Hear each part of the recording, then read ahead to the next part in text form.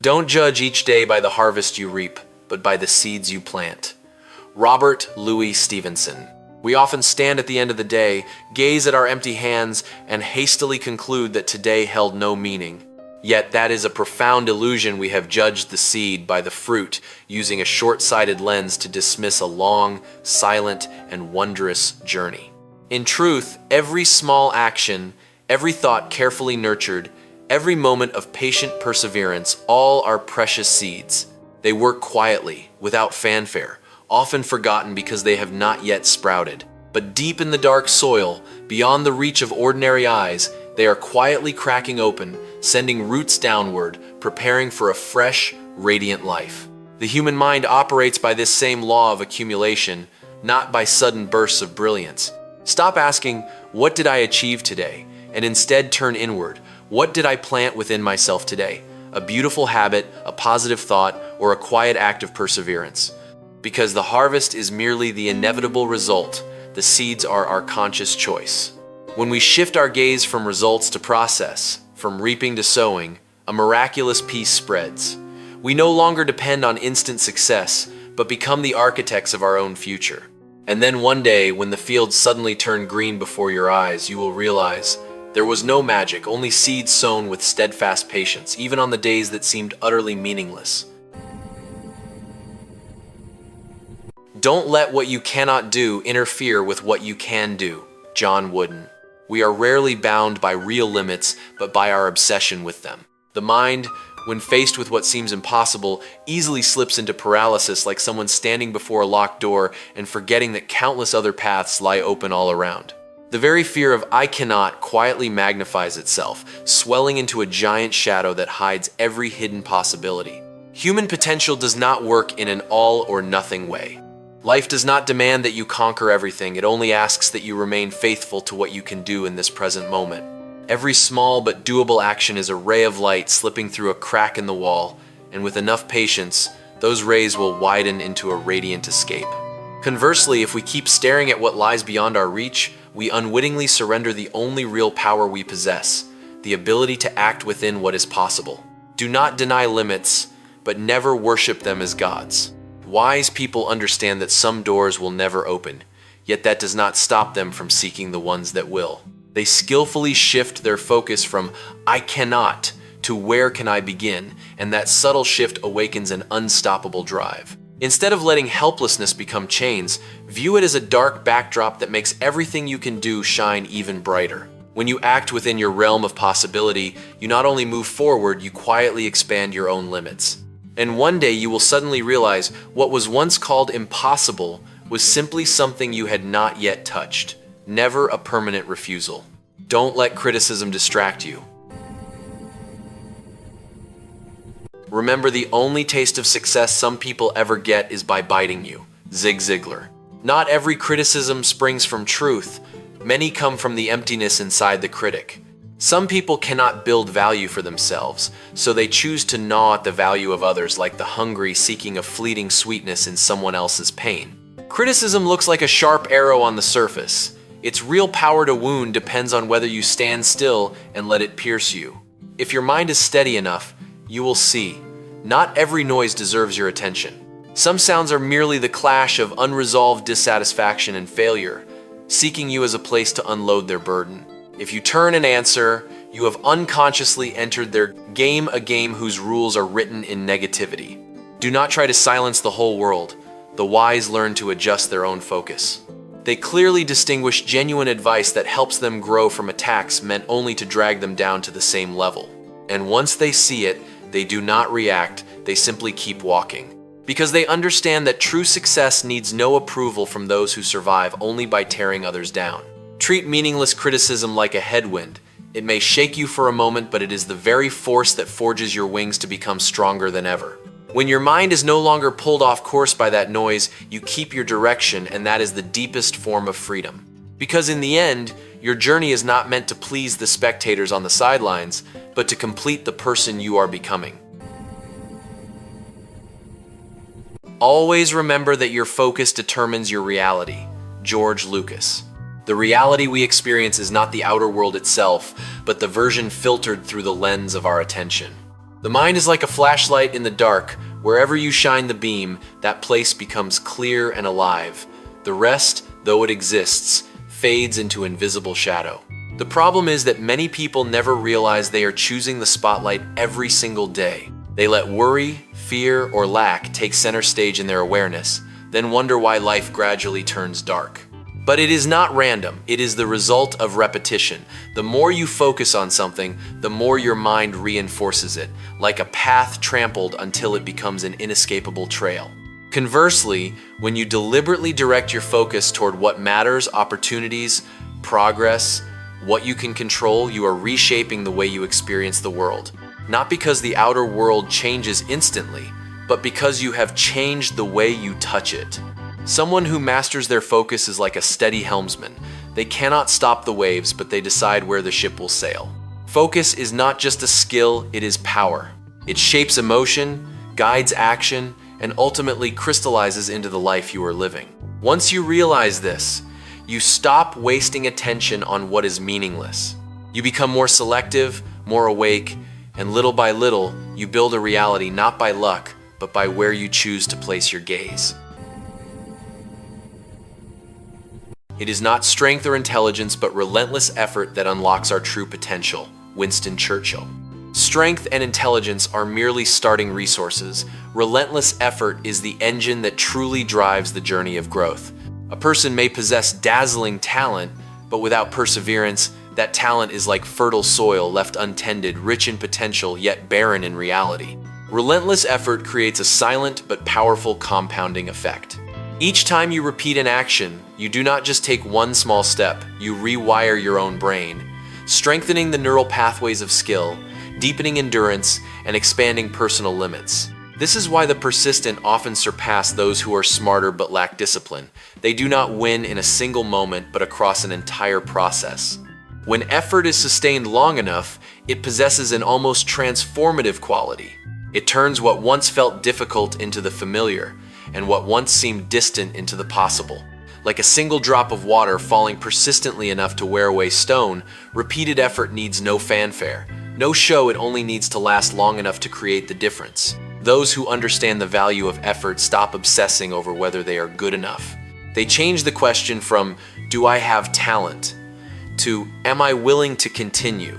And that very shift frees them from comparison, from the pressure to be perfect from the start. Because they know potential is not something handed to us, it is something we uncover, piece by piece, each time we choose not to stop. Start before you are ready. Stephen Pressfield.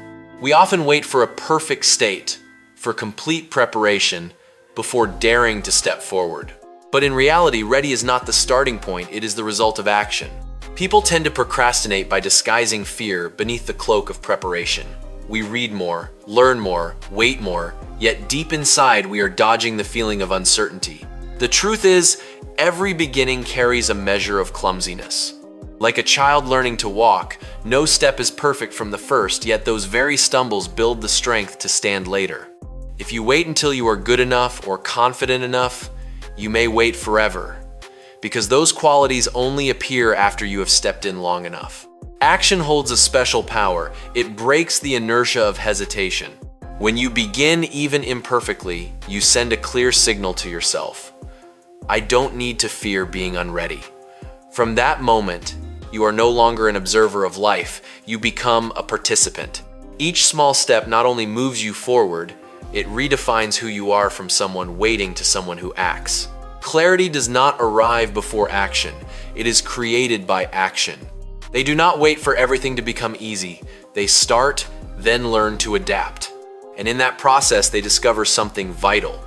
The initial fear does not dissolve through more thinking. It dissolves when we dare to step through it. Begin not when you feel ready, but when you realize that not ready is simply a natural part of the journey. Because the door does not open for those who stand outside with perfect preparation. It opens for those brave enough to grasp the handle and turn it, even while their heart is still trembling. Don't find fault, find a remedy. Anyone can complain. Henry Ford. Finding fault gives an immediate sense of control, as if we are mastering the situation by pointing out what is wrong. But that is only an illusion of control. It creates no change, only feeds the ego. Complaining at its core is a psychological reflex that helps us avoid responsibility. When the fault belongs to circumstances, we do not have to act. Finding a solution demands a far more mature state. It forces us to leave the spectator's seat and step into the role of creator. When you change the question from who is wrong to how can we make it better, you reclaim your power. No longer a victim of circumstance, you become the one who shapes it, even through the smallest changes.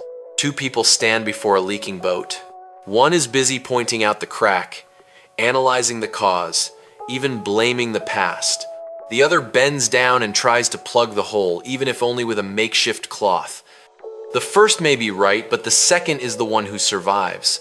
Life does not reward being right if it is not paired with action.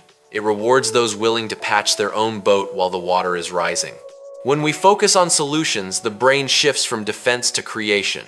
We are no longer trapped in a negative loop, but begin to see possibilities, however small. And those very possibilities, once nurtured, open doors we never noticed before. Instead of spending energy proving something is wrong, use that energy to make something right. Because anyone can see the darkness, only those awake and courageous enough know how to light a flame. Winning isn't everything, but wanting to win is. Vince Lombardi. The value lies not in the final result, but in the quiet fire inside that carries us through the journey. Victory, after all, is only a moment, a brief meeting point between effort and opportunity. But the desire to win is a lasting state of mind, like an underground current that nourishes every action, every decision, every time we rise after falling. Many become obsessed with winning, to the point they equate their self-worth with the outcome. And when failure arrives, as it must in any journey, they lose not only the goal, but themselves. Yet those who are truly mature understand victory is not always within our control, but desire always is. It is something you carry with you, regardless of circumstances, regardless of outcome. The desire to win is like an inner pull that keeps you moving forward, even when no one is watching, even when there is no immediate reward. It is quiet, unshowy, yet as steady as a heartbeat. And it turns failures into data, obstacles into lessons, stumbles into the foundation for growth. Two people enter the same game. One only wants to win, the other carries the desire to win. The first will leave when the result is not what he hoped. The second will stay, adjust, learn, and continue. And the paradox is this: the one who does not place his entire worth on winning is the one more likely to reach it again and again. Do not become so enchanted by the glow of the result that you forget to nurture the fire within. Because victory may come and go, but desire, if kept alive, will not only take you to the destination, but will transform you into someone stronger, deeper, and no longer defined by a single moment. You become what you believe. Oprah Winfrey. Belief is not fleeting thoughts. It is the hidden script the mind repeats until it becomes inner truth. When you believe you can, you begin to act like someone capable. When you believe you are limited, you unconsciously build invisible walls to prove it is true. Humans have a strange tendency. We always seek to confirm what we already believe. Like a compass programmed in advance, it guides you toward experiences, choices, and interpretations that match your core beliefs. So belief does not stay only in the head, it seeps into behavior, voice, eyes, and ultimately shapes destiny. Belief is like a seed sown in the soil of the subconscious. If it is positive, it quietly sprouts into confidence, perseverance, and resilience. If it is negative, it also grows, but in a direction that stifles potential, making you doubt yourself even when opportunity is within reach. The remarkable thing is, the soil does not distinguish good seed from bad, it simply nourishes whatever is planted. Do not let your beliefs form unconsciously. The wise select, nurture, and sometimes must uproot beliefs that have grown outdated. They understand that changing life does not begin with grand actions, but with adjusting the way they see themselves. Be careful with what you believe because it is not merely thought, but the blueprint for the person you will become. When you change your beliefs, you are not only changing how you think, you are quietly rewriting the entire story of your life. Courage is grace under pressure. Ernest Hemingway. Courage does not have to be loud or dramatic grand gestures. In its purest form, courage carries an astonishing stillness. It is not the absence of fear, but the ability to keep the mind from being swept away by fear when pressure rises like a crashing wave. Pressure, by nature, is a test of the nervous system and perception. When thrust into tension, people usually react instinctively: panic, avoidance, or loss of control. But the courageous do not react immediately. They create a small silence within themselves. And in that silence, they regain command. Like the eye of a storm where everything seems most chaotic, yet a zone of absolute calm exists. This calm is not inborn. It is the fruit of inner training. It is built through facing difficulties without fleeing, through moments when you choose to breathe deeply instead of panicking, to think instead of react. Each time, you are teaching your mind that pressure is not an enemy, but an environment for growth. No need to prove it to anyone. No need to tense up to appear strong. Their strength lies in this: no matter how chaotic the outside becomes, inside they keep a stable axis. And from that axis they make clear decisions, not because the situation is easy, but because they refuse to let the situation define their state. Courage is not a roar, but a steadfast silence. It is not the removal of pressure, but standing firm within it. And when you learn to stay calm in the hardest moments, you do not merely overcome the challenge, you are redefining the very limits of your own self.